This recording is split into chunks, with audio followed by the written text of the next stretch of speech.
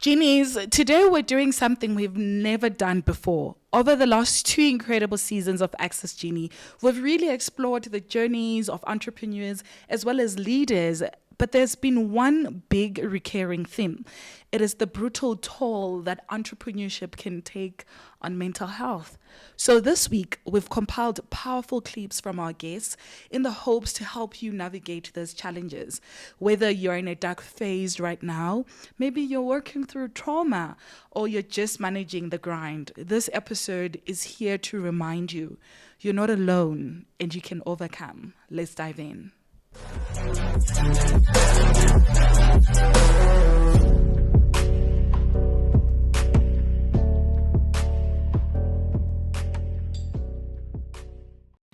And then 2022, I was super overwhelmed because the business was bigger than it had ever been. I had more employees than I had ever had, and I actually lost my mind. I ended up in Akesu, which is a mental health hospital. And when I came back, when I got out, I said, I'm going to go to Bali for 2 months. That was my plan. But when I got out, because I am such a high achiever, and what I actually did is I got a factory space, and a very big factory space, and I got a studio space for my second business, and so that we could always have a space to shoot our new catalog, and it could always be uniformed. And then we had the store, and as the year went on, the depression just hit because I was so unhappy with running business at that capacity level, and I was pulled in so many different directions. So yeah, I went into a deep depression, and then my autoimmune condition was also triggered. So essentially last year, I spent 4 to 6 months just sort of in bed. And then this year, I decided to close down the store and take an official sabbatical, which I did, and only now recently getting back into business. Yeah, I think a lot of entrepreneurs do suffer from depression. And sometimes at the moment you crash, it would have been building up for way longer because signs are there, but you keep on ignoring it time and time again because I'm this high achiever, I'm going to be okay, I'm okay, and ignoring it until you can't get out of bed anymore. I also got depressed. I think we were suffering from depression at almost the same time. It was also for me in 2021 where I had massive depression. 2021 and a bit of 2022. I remember not being able to get out of bed. I was not motivated. My client work suffered. I was no longer creative or innovative. I would fight with Mongezi each time he wanted to open the curtains. I remember spending weeks without even being onto the porch outside of my house. Weeks on end. I had thousands of unread WhatsApp messages. You'd call me, you'd not find me. I remember one day I just woke up and I found my mom sitting outside. What's going on? It's I've been so worried, and you don't answer phones. I don't know what's wrong. So I just decided to just come. I don't know if you're home or not. Everything is locked. So I was just going to sit here until dark. And depression gets so tough that if you don't have the fight in you to, number one, realize that something is wrong and I need to do something about it, and number two, let me fight for myself and my life and get out of it. You can be stuck there forever and you won't be able to come out and be yourself again. So that decision that you took to say, let me seek help, what drove you to that? How long did it take until you realized that, let me seek help? So when I look back on my depression journey, I would say that it probably started in 2019. So this was a personal triggered thing. At the time, my father had 2 strokes. So watching somebody who was so strong, deteriorate and essentially grieving them while they were still alive was very emotionally hard on me. And also, I put this pressure on myself that I wanted to achieve these certain things in my parents' lifetime. I wanted to be able to give them certain luxuries and give them a certain lifestyle, and also to see, for them to both see me achieve to a certain level. So that's why up until that time I was extremely driven. And then another thing that added to that was I was struggling with infertility because of the autoimmune condition. So I really, really wanted a child, but I worked. So what I did to fill my time was that I worked. And I worked so hard until I got to the point where I had no friends, I had no social life, and I never used to have fun. So for fun, I would work. I actually really enjoyed working, but I needed to have time when my mind switched off. So the first time that I had a psychotic episode, it actually just happened. I was really, really stressed out at work. And I mean, when you've reached that level, there's nothing to do but admit you. So I didn't have that awareness that I was depressed because I never stopped to really think or look up, even though I was somebody who used to meditate and do yoga and go walking, and I was a very peaceful person, but I didn't have that awareness that I was depressed. To a person who does not have. I'm very empathetic to a person who knows what poverty feels like. I'm very empathetic to a woman who knows what it's like, and even a man, even boys who know what it's like to be violated. Because I often say that, especially for boys, that's a conversation for another day. When a young boy is violated, even sexually, they become very angry, traumatized beings who are not able to have the language to articulate what has happened to them. And then they surround themselves with a community of boys that tell them, actually, it's a good thing that it happened to you. They were just, you should thank your lucky stars because she was older. So she technically took you through school. That's not school. It's called rape. Right. And then we get surprised why these little boys turn into angry, abusive men that we marry.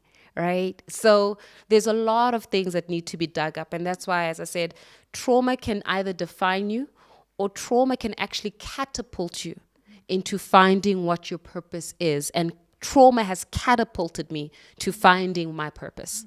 How has the upbringing that you have, especially those tough times of your childhood, impacted your relationships with your parents, relationships with your teams and employees at work, and how does it show up even in your career?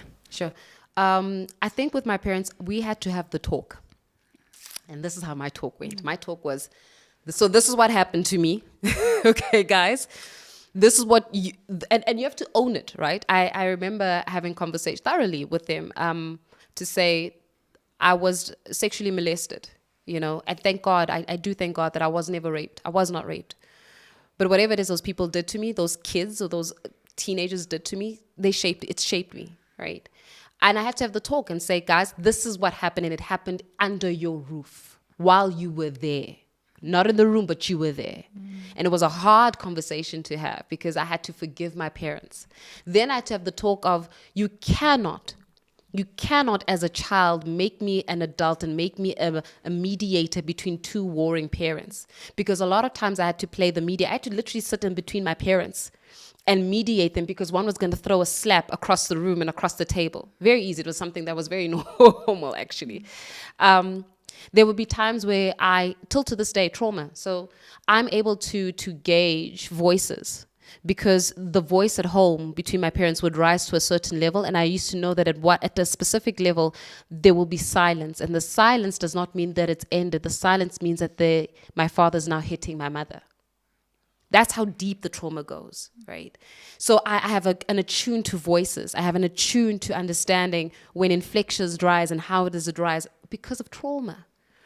But I think, and I thank God for therapy, that when you go to therapy, when you also acknowledge your weaknesses and you acknowledge your past, you don't let your past define you.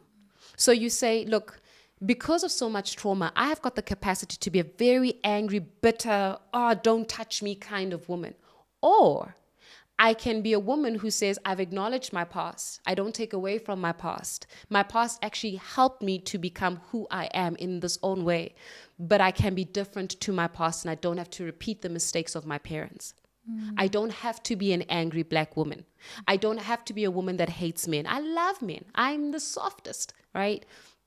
But I am also assertive, right? Because I know that when something is nonsense, and I call it out. I say, this is nonsense.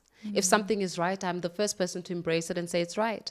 So what you do is, first of all, you understand that there's brokenness. And I think a lot of us struggle with understanding that we are broken. Even entrepreneurs, we're broken people. People are entrepreneurs. Secondly, in our brokenness, we almost are scared to get help. Get help.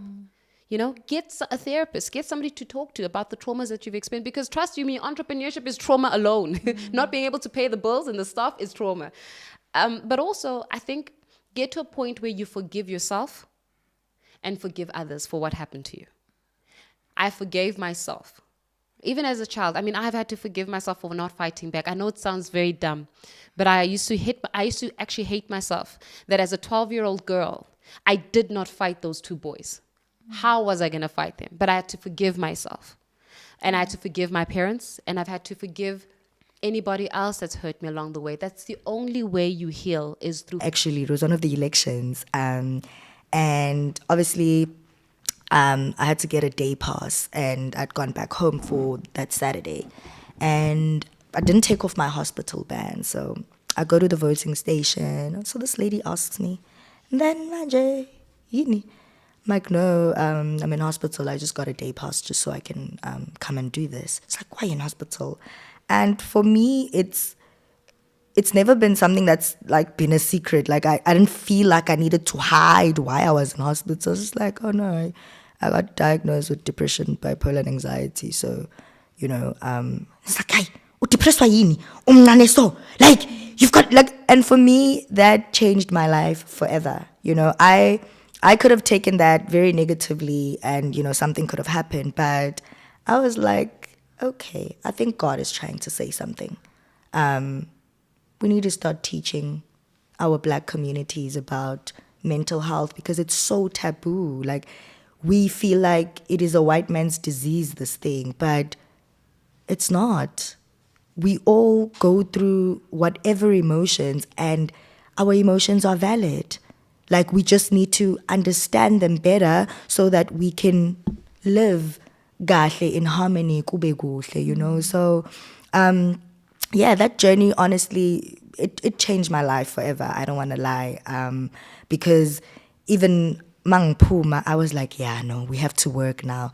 I then started my baby called Silent Crisis, which aims to teach people about mental health. And this year, we're back with the banger, so stay tuned to my social media pages, But it's just that way. I just want to teach people. It's okay to be depressed. It's okay to be anxious. It's okay to have all these illnesses, but you just need to learn how to manage it. It's our superpower. Kanye once said this, like, your bipolar is your superpower. Your depression is your superpower. So for me, my mental illnesses are literally just that. It's my superpower, and I use that to heal people and to live out my full potential and my full purpose. Yeah. Take me back to that day where the pin drops like, shoo, ngisenkingeni ke manje, and they're going to come and repossess and take stuff. And what was going through your mind in that moment? Now with the again, I will say, I don't know really. There is literally a God out there, and He looks out for some people. Because I was probably not somebody that I should get that kind of an advantage. But when that happened, and of course, like I said, in my family there's a whole track of mental health. Like, people with mental health, they get triggered quite easily. So there I was, just found out that I'm going to lose. I was so excited. I was relieved. Actually, that's the word. You know why? Because going through this process, remember, it's not just like one day you're losing stuff. So you've been losing things. And now I have been trying to act as if things are going right. I've been faking it. And it's the faking it until you make it wasn't working. So remember when I finished school, I went and got a job. I worked only for 3 years in 3 different companies, and I found out that this was a toxic environment that is not for me. Well, it wasn't. Let's say it wasn't toxic. It was me who wasn't supposed to be there. So I had gone and found an IT job 3 times, and I thought something was wrong first with them. Then I went and I saw that it was me definitely who's got something wrong. And then, of course, then I had to quit and then went into business, which was in my family, nobody has ever done this. So it wasn't something that my family members knew how to support me through it. They were just like, no, just keep the job. And then my friends and whoever, the social community that I had, they were like, oh, we give you 3 months, we shall see. When you think you are special, you're going to leave a job because you are what? You are stressing. You don't like, oh, no, the thing was, I don't like the job. Why are you leaving a job? Because I don't like it. Wow. You're going to leave a job because you don't like it. What do you think you are? So from that day on, I had this whole thing on my shoulders that I need to prove that I'm making it. So as things go by, I lose one business, I start another one. I lose this one, I start another one. But these were not my callings. I lose another one, I start another one, I lose another one. And I'm trying to keep up with I am actually a businesswoman and it's working. Oh, no, it's not working. No, I'm not in my calling. No, I can make money, but no, this is not me. And I just think God was just trying to show me that, no, you're clever, but not that. So the day that happened, I slept throughout the night. And I was like, oh, finally, I don't have to go out there, act like things are fine. I'm going to lose everything. Now everybody's going to know. But then the weirdest thing, I thought that the people close to me would sort of understand. No, they didn't. So one, that really was painful. So of course, my closest family member, they don't have a choice. They just have to deal with my craziness. It is what it is. Of course, I'm married. My husband had to deal with it. Be careful who you marry, because damn, be careful who you marry. Other people like me, yourself in 40 million people like me are not safe. Don't marry them. So now those way they had to deal with me. I am babu. There's nothing they can do about that. But people that are in the social system, that's when I found out that people actually were looking the whole time. People were actually like, damn. So at church, my pastor said, oh my goodness, the mighty has fallen. He literally had a whole entire, like, the mighty has fallen. So I bought this old Mercedes Benz. You see, these old ones. Apparently, they have a name. They call them, my father was once rich. So all my cars were taken away. And I just like to buy something to walk, drive around with. The pastor was making a joke about the fact that I bought that car when he was the one who was enjoying my other cars. Now that so I was shocked how people actually were waiting for this to sort of unfold. I mean, I'm not sure why. But again, when you are in it, people are not coming with you. You're going to go by yourself. So, but I was relieved. And then, of course, then I saw the drama that unfolded, like the whole church thing and all of that. But again, I'm glad that happened, because it opened my eyes, because I thought church was like your home and everybody loved you. And, I was doing so much work at church. I was the one who was collecting the offerings. I will make sure everybody gives. But those things don't work when you are in trouble. They tell you that we will pray for you, bye-bye. So I found out that not everything that I thought it was like that. So again, I learned how to trust me, to believe in me, and not put anybody in that space. I remember the one day I woke up, because I had resigned at MTV, and then I was going to start my first day at DNA Brand Architects, my first day. I woke up in the morning and I was depressed. Why was I depressed? Because I'm waking up this morning. Yesterday, I was the director of marketing and communications at MTV Network. So I'm able to pick up a phone and call someone in the role. But today, I'm actually I run an agency that no one knows, that's done no work for anybody. And so I struggled. I felt I needed to reintroduce myself to myself again, because I had known myself based on the titles or the job that I was doing. and that was not who I was. So I struggled. I had to work hard in. You're not MTV.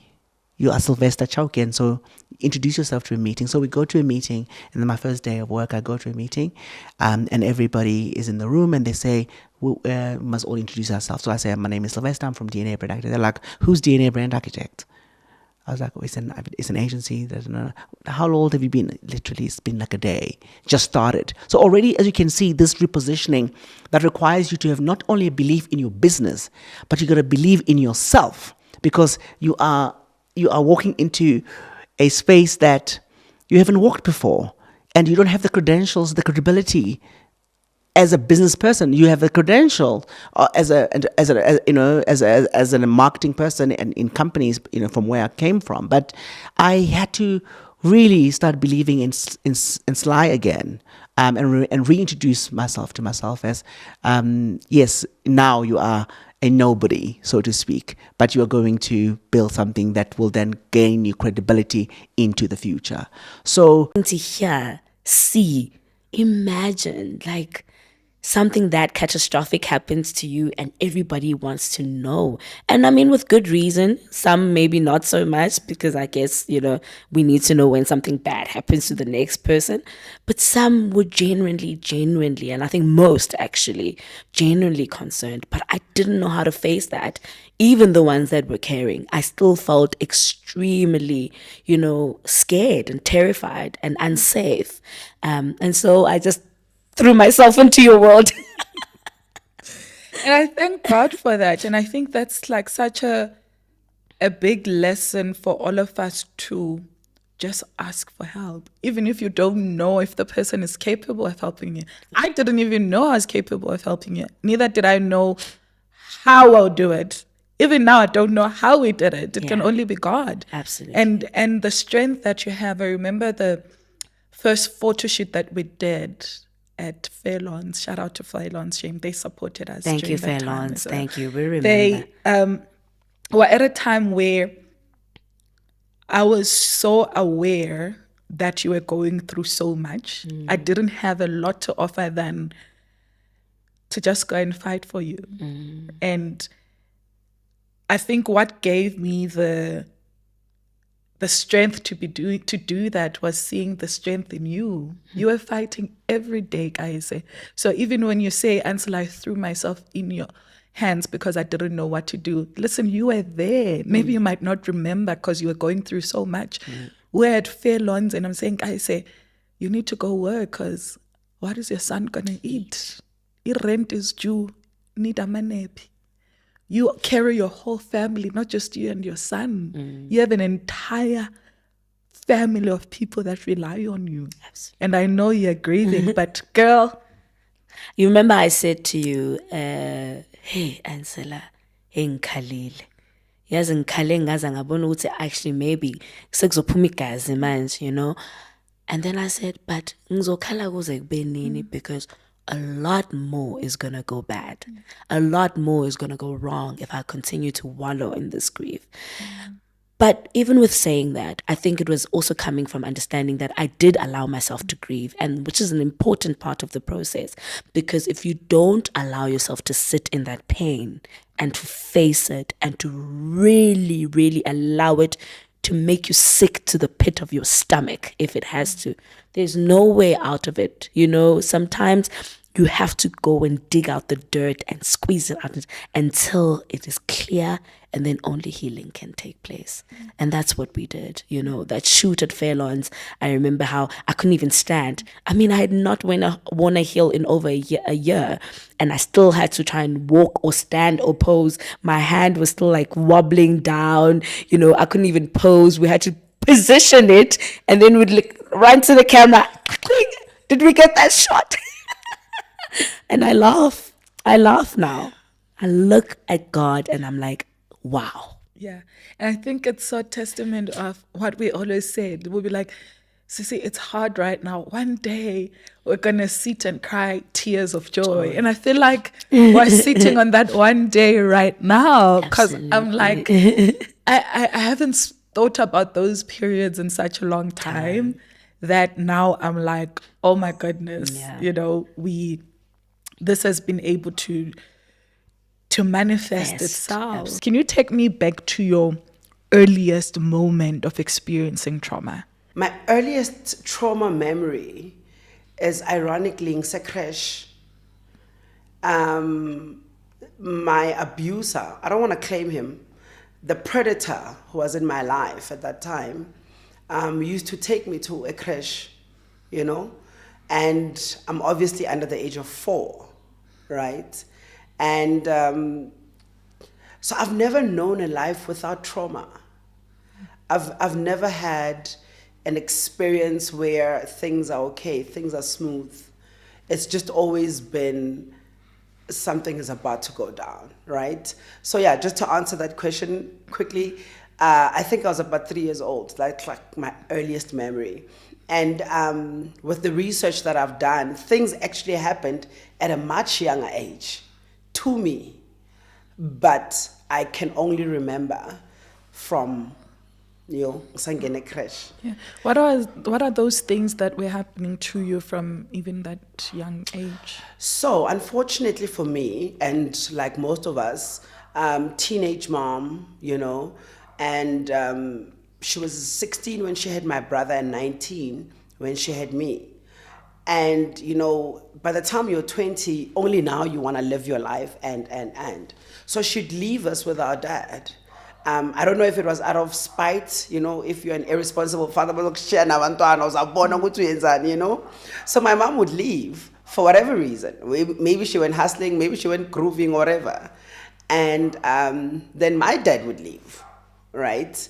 And unfortunately, yet again, for me, I had this predator in the family who was aware of our family dynamics, that my parents are, quite volatile in their relationship.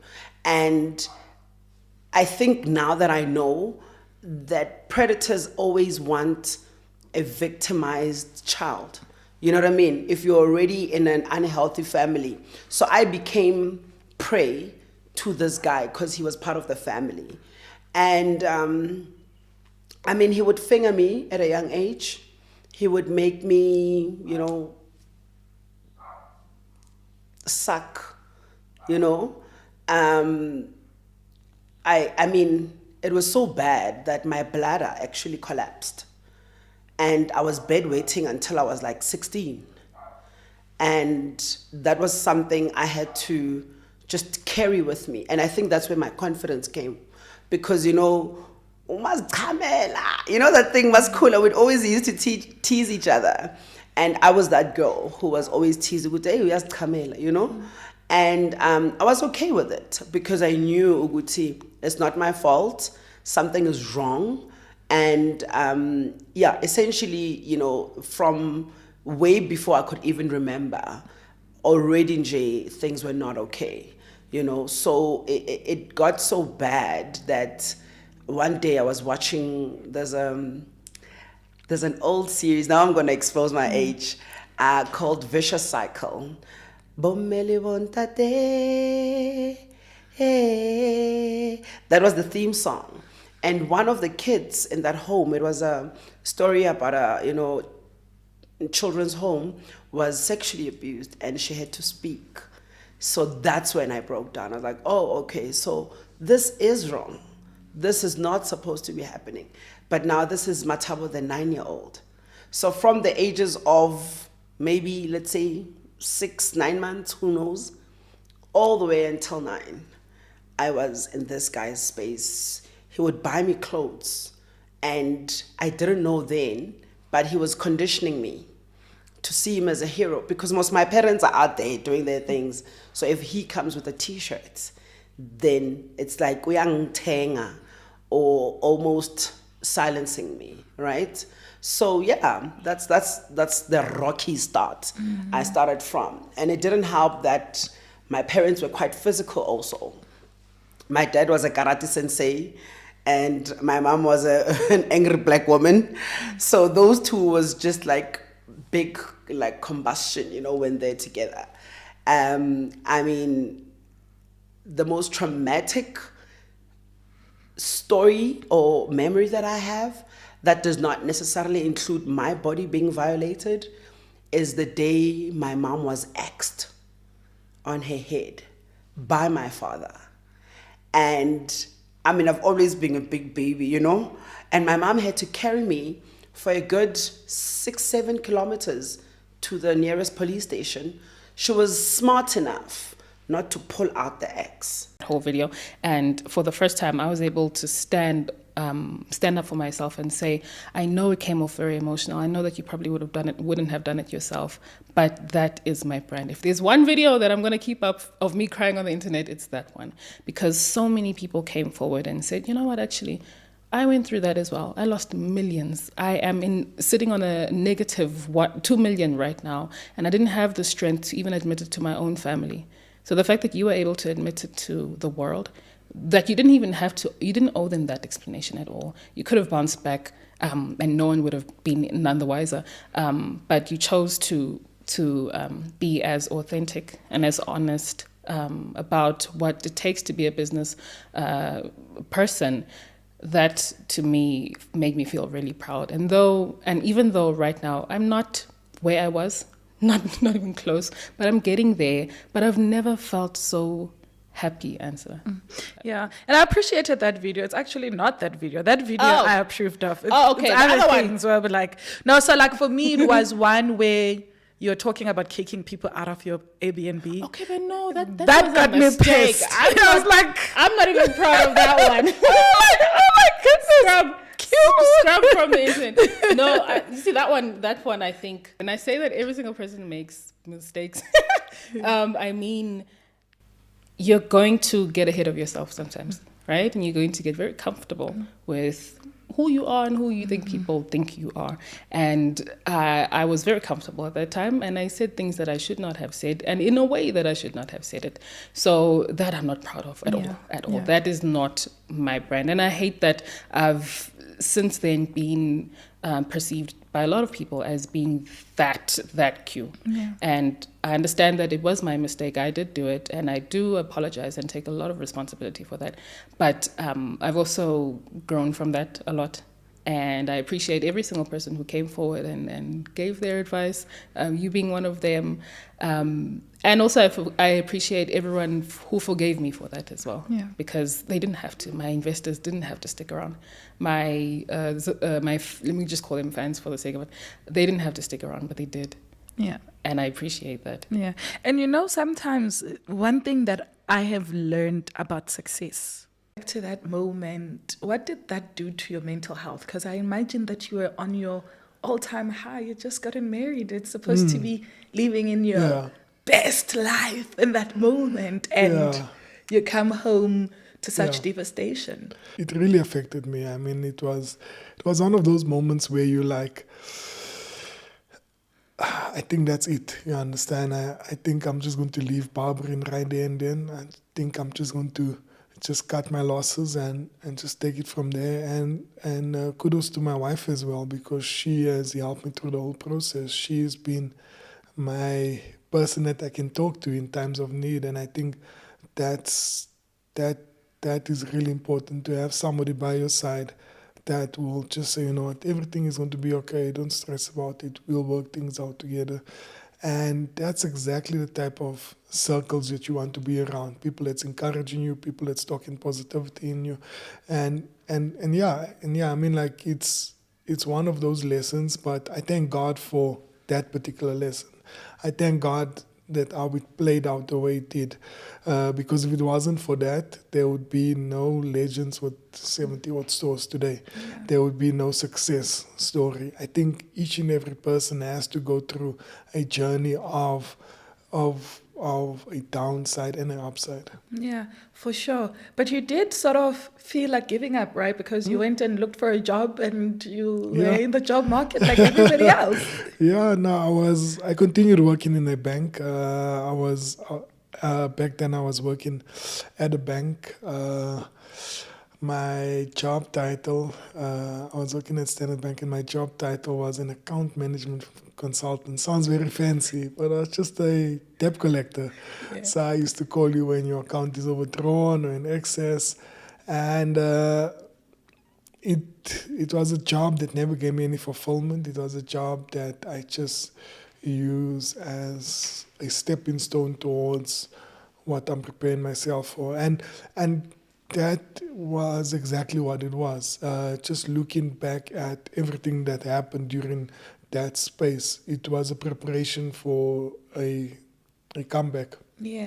What kind of shift, especially mindset shift, did you have to have at that moment to say, listen, I have endured this horrible setback. I'm working in a job that doesn't fulfill me, that I don't enjoy, and this vision of cutting hair that I like, of Yeah. which I've not seen many people who are cutting hair and Yes. are successful, but I still want to do it. What kind of shift did you need to have in your mind to be able And to, to be able to do that?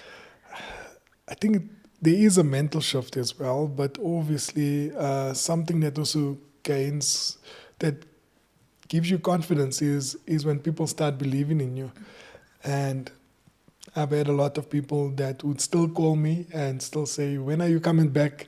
When are you getting back into the barbering game? I still need a haircut, you understand? And that calling was a consistent calling up until 2013.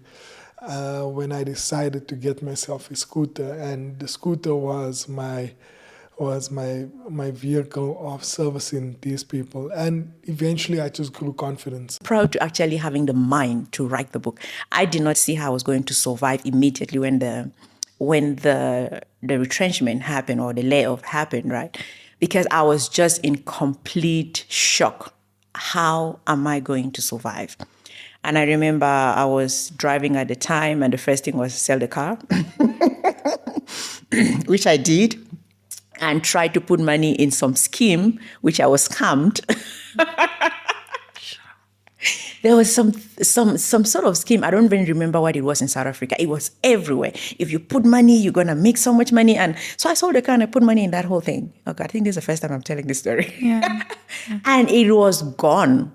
How much did you put the money in? How did the scheme work? I don't even remember the details, believe you me. I just know that whatever came from the car, all of it got lost in that scheme. So whatever money that I had, I could fall back on, it was gone, right? Okay, Nikki, what next? You have to pay rent, you have to feed the kid. I'm a single mom. At the time, it was exactly 1 year after my divorce that the retrenchment happened. So I'm like, I'm out here with 2 kids on my own, no support whatsoever from whoever, and I'm facing this, right? So it was very difficult. So I thought to myself, what do I do? And I remember going to downtown Johannesburg, looking for a space where I could sell on the street. To this day, I take my kids where I used to sell on the street to show them. That's where mommy used to sit. So I went there and I got a small space.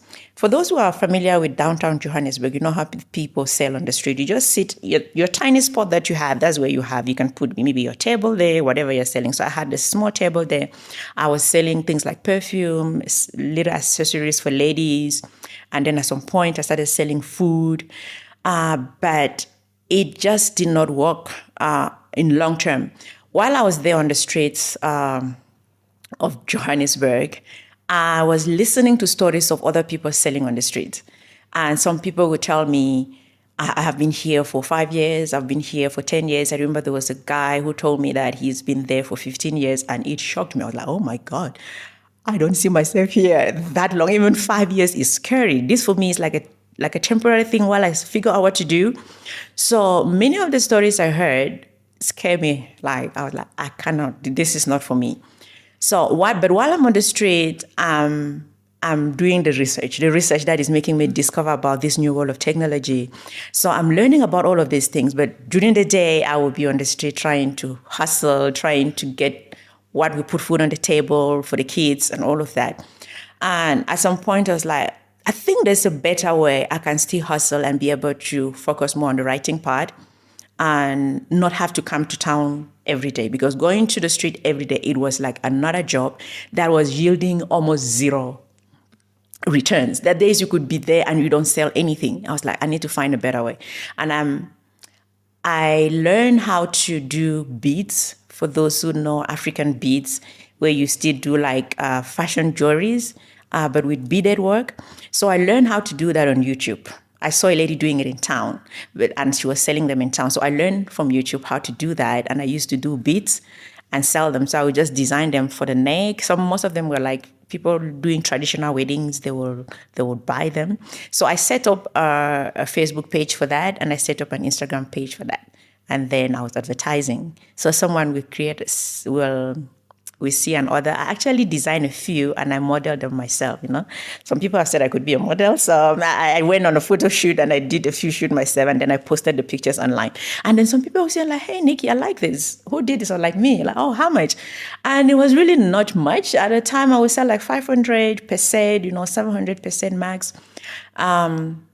And I will have others for that. And I was like, okay, this is a better way of doing it. Instead of me going to the street every day, I can do this from home, right? So that was one way in which I survived, immediately when all of these happened, selling stuff online and putting food on the table while doing my research for the book. Yeah, I can imagine being a mom and newly divorced, and then this happened. You'd feel like things are just piling up at the same time. I was barely ready for another knock. I tell people it's like when you hit rock bottom and you feel like you cannot go any lower, and then boom, you realize that you could go lower, because I hadn't even made sense of the divorce yet. I'm still lost. Like, how? Like, I didn't imagine my life would end here with 2 kids and on my own. So I'm still making sense of all of this, and boom, it was like an anniversary. Exactly 1 year later, I'm laid off from work. So it was a very dark moment in my life. And how do you explain this to your kids? I'm trying to wrap my head around it. Mommy had a good office job, we had a car, and things were good. And all of a sudden, mommy is hustling in town, and now we don't have a car. How do you explain that to the kids? I think they were too young to understand at the time. Maybe now they would ask questions like that because they're older. But at the time, my daughter was like 3.5, I think.